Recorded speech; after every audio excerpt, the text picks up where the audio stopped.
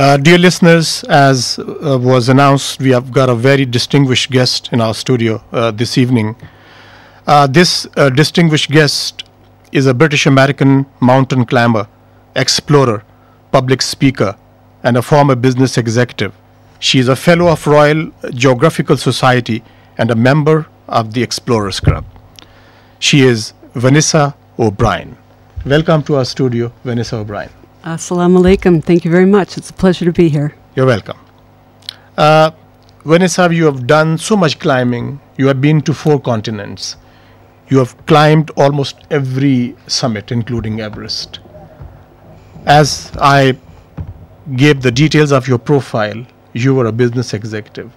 What inspired you to become a mountaineer? Sure. Actually, I spent over 20, 25 years in the business world, primarily in banking in London and Hong Kong. Mountaineering for me started in 2010 around the recession, the global recession. And I like to think of it as going from climbing a corporate ladder to climbing, but literally climbing mountains. They're very, very similar in some respect. When I started climbing, I was looking for something that was goal-oriented, something I could measure success by, something that would take 2 to 3 years. And somebody mentioned, how about Everest? And that kind of ticked all the right boxes when I reflected on it. And that's really how mountaineering started for me. It was a challenge brought on by a friend who saw that I was looking for something different outside of the business world that would fulfill my need to set those goals and reach a form of success. Since then, no looking back. Yeah, technically no looking back. Although originally it was just about Everest, but after that it became about the 7 summits, the highest peak on every continent, and then the North and South Pole, and then the 8,000 meter peaks, of which I've climbed 4. Vanessa, you have come to Pakistan. You tried to attempt K2, which is described as a savage mountain. What really inspired you to go for being a woman climber? You showed the courage and determination, and you came to Pakistan, and you tried to attempt and climb one of the most difficult mountains in the world. Sure, absolutely. Well, first I would say that K2 is a very difficult mountain. So it is one that should not be attempted by one that does not have a mountaineering experience. So a lot of the expeditions this year had minimum criteria, and that would be something like climbing Everest plus one other 8,000 meter peak in order to come to something like K2. I think criteria like that is good and provides a nice, kind of safety net or criteria around who should come to K2 or attempt a mountain like K2, or maybe something like Nangma Parbat. These are not mountains that you want people to come to who don't have 8,000 meter peak experience, because high altitude mountaineering is very different than rock climbing or generic climbing or lower altitude climbing. So that's the first thing that I would say. But, in 2015, I did enter the Guinness World Book of Records, and that was for becoming the fastest female to climb the highest peak on every continent. So there are 7 continents. That would be 7 mountains. There's an additional mountain there for 2 mountaineers who disagreed on Oceania or Australia. And I've also been to the North and South Pole, and for those 8,000 meter peaks. So I felt that, with the right training, at least, 8 to 10 months, which I did undertake, that I would be ready for K2. I did come here qualified and fit, ready to tackle K2. What I would say about this season was that it was unusually warm.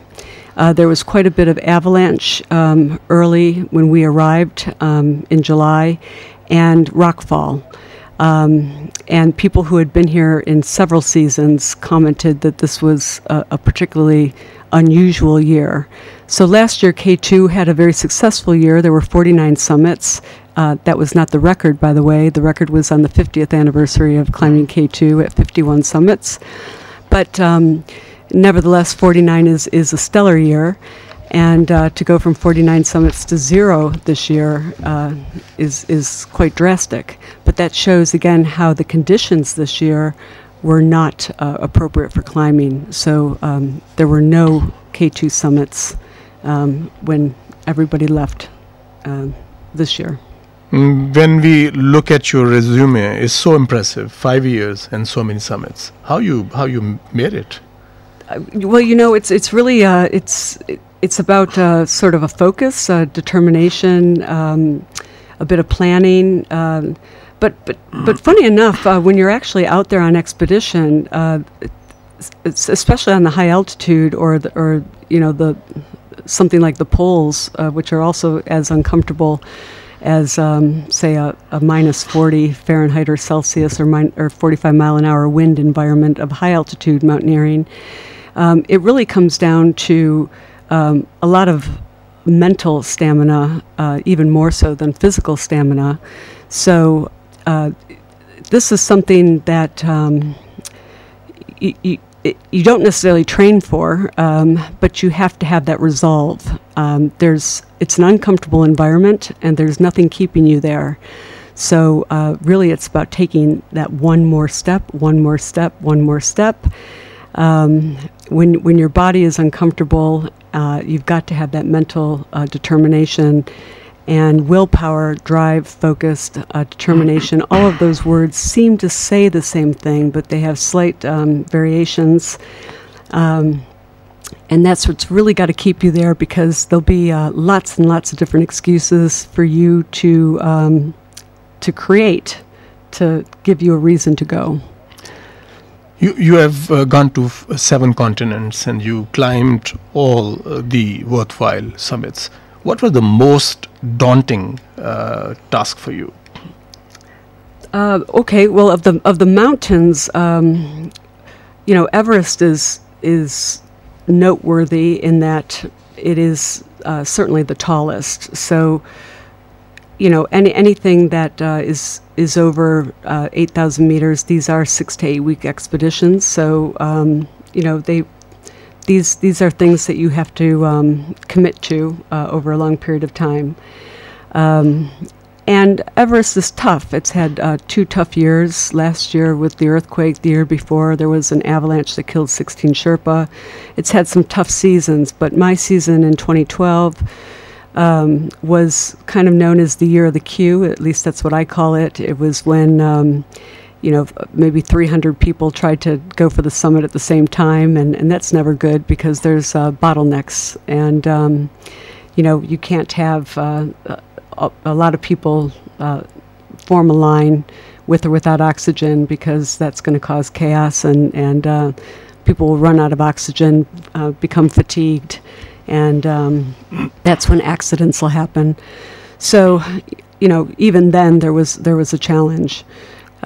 So I would point out Everest just because that, you know, no matter what people say about it, it requires quite a bit of effort today to get up that mountain with the Khumbu Icefall, as dangerous as it is.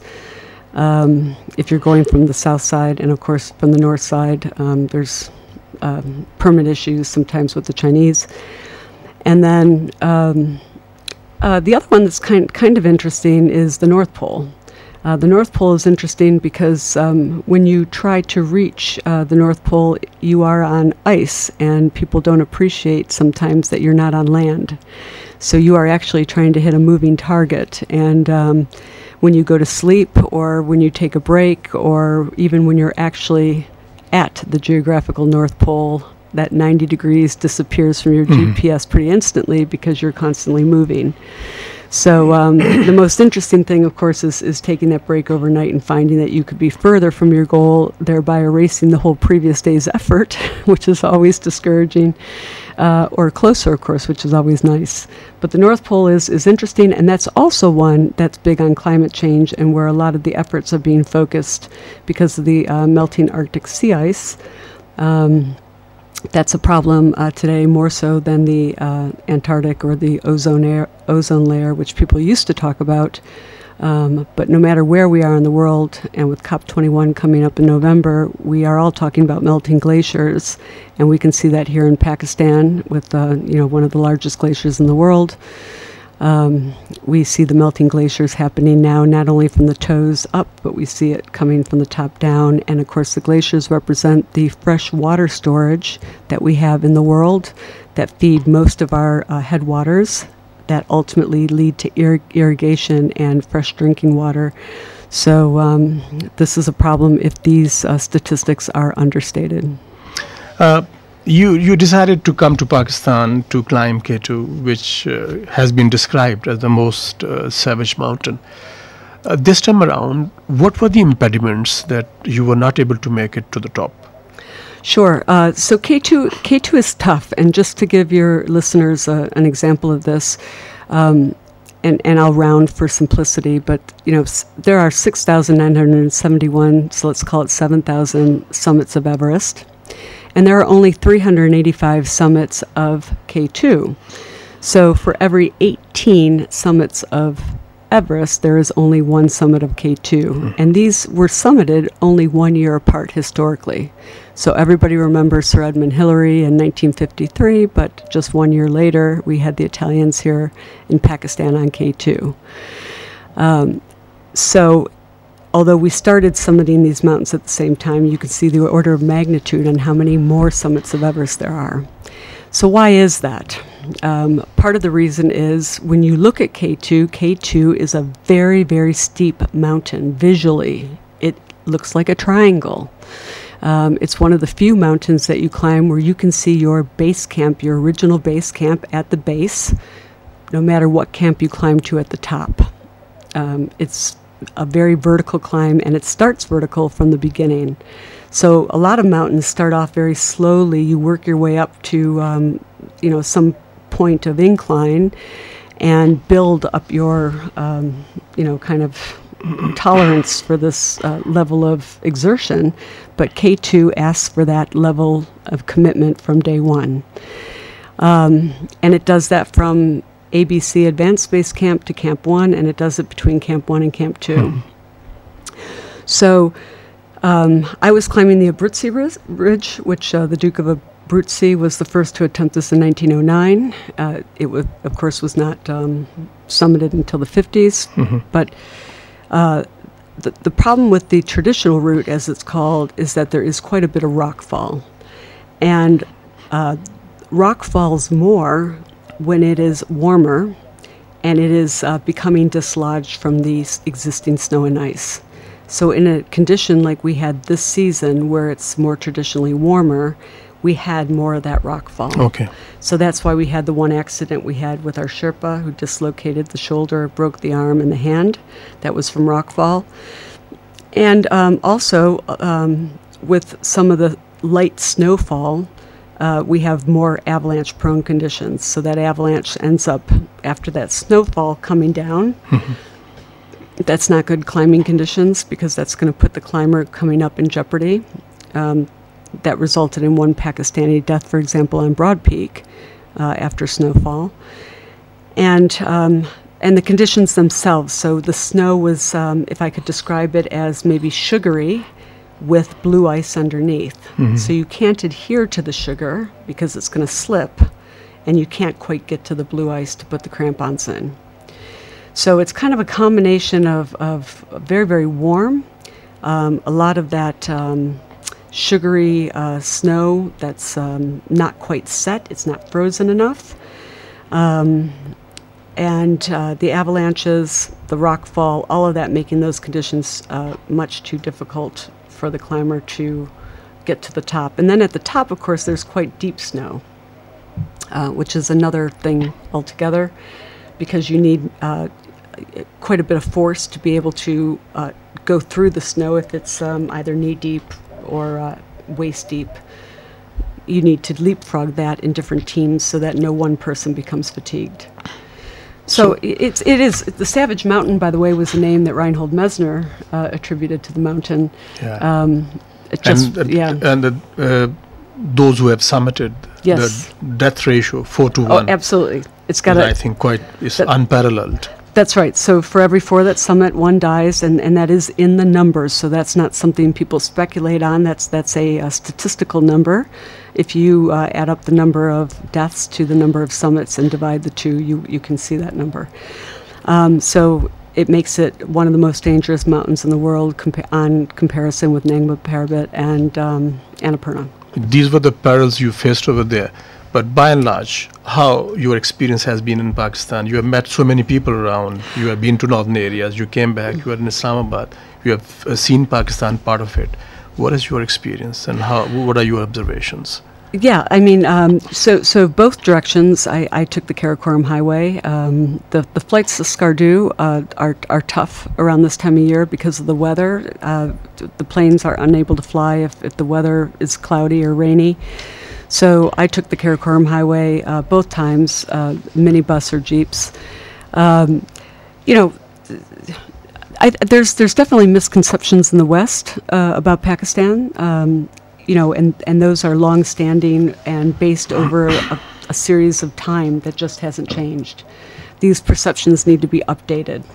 They're not helped by Hollywood movies or things like this, but it would be helped by experiential visits for sure. It would be helped by people coming here, people from here going elsewhere, and talking about what it's like to live here.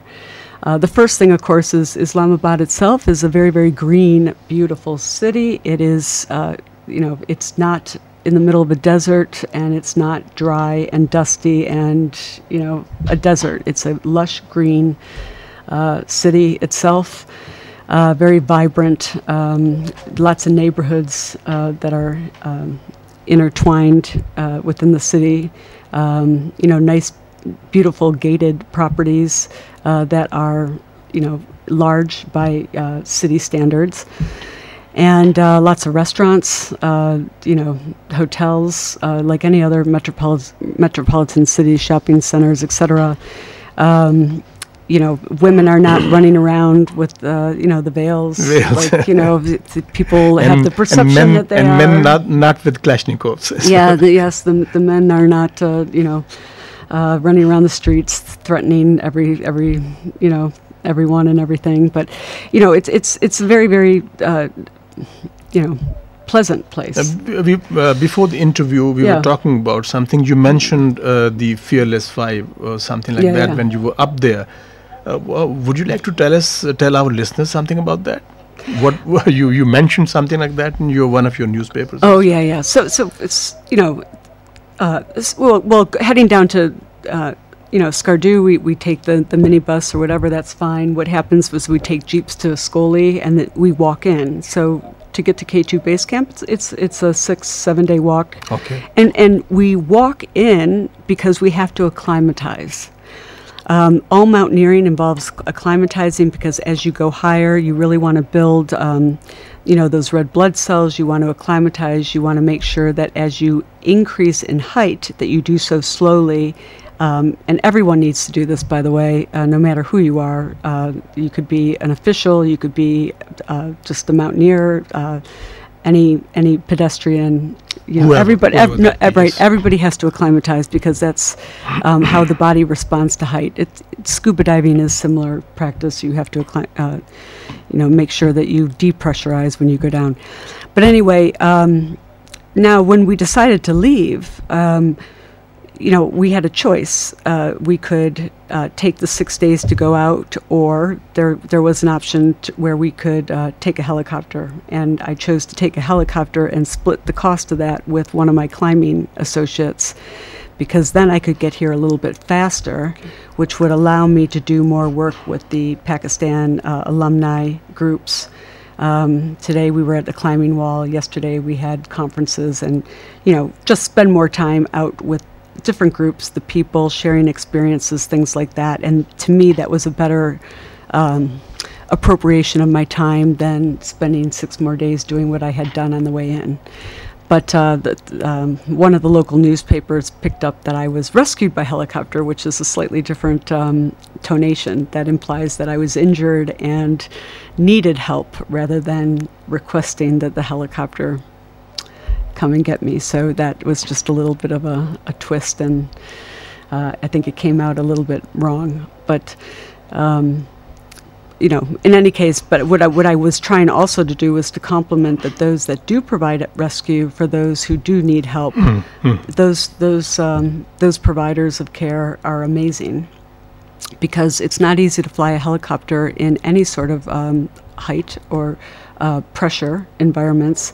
Helicopters actually rely on air molecules the same way for the lift of those wings. Yes, yes. So it's hard to fly with any height. And also, when people are injured, not myself, but, say the Nepalese Sherpa that I was with, they are taken to CMH in Skardu, that's a military hospital, and as a public service that they are cared for there. And the care is excellent. So, and finally, Vanessa, do you plan to come back to Pakistan?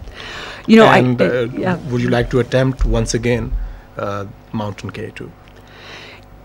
My experience here has been so wonderful. I have so many great friends here, and it's a wonderful place. I would love to come back to Pakistan. I have not made plans to climb K2 for certain, saying absolutely next year or this winter or something like this. But I am a devoted fan of Pakistan, absolutely unconditionally, so that I can say with certainty. But when I come back for K2 is hard to say. Thank you so much, Vanessa O'Brien, for sharing your views with our listeners and telling them about your achievements in the world and in Pakistan as well. Excellent. Thank you so much for coming to Radio Pakistan. Okay, thank you so much for having me. Thank you so much.